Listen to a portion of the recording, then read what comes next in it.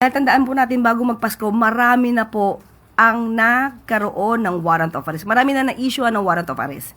Isa rito, hindi lang siguro tinutulong ng iba, na big fish ang Diskaya. Sila po ay naaresto. Si Sara Diskaya ay napa-aresto, napakulong bago magpasko. So, hindi po ito yung initial na pagpapanagot sa mga sinasabing big fish. Yusek, follow-up lang doon kay Senador Bong Revilla.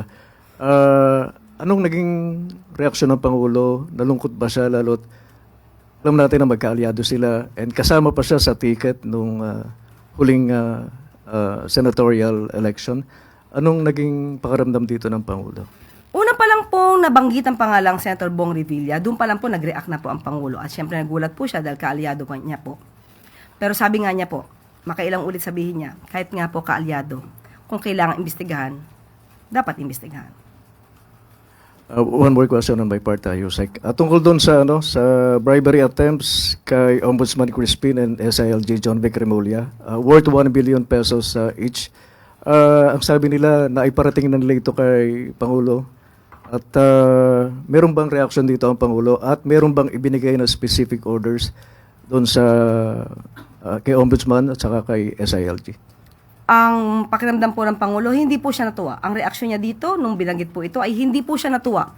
Dahil hanggang ngayon po, kahit na po nagpapaimbestiga siya ng korupsyon, mayroon pa rin pong gusto na mangurap, di ba? Sa mga opisyal natin na siya nagpapaimbestiga at tumutupad sa batas para maparagot itong mga corrupt officials o mga corrupt individuals na ito.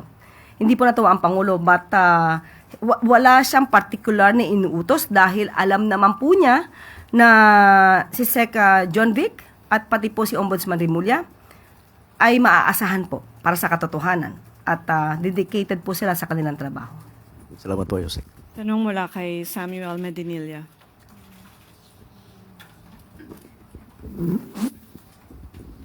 Follow-up lang po regarding po dun sa ICI. Yung comment po ni President na meron na lang raw pong 1 or 2 loose ends, may na-mention po ba siya kung ano na lang po yung inihintay niya bago siya makapag-decide dun sa fate ng ICI?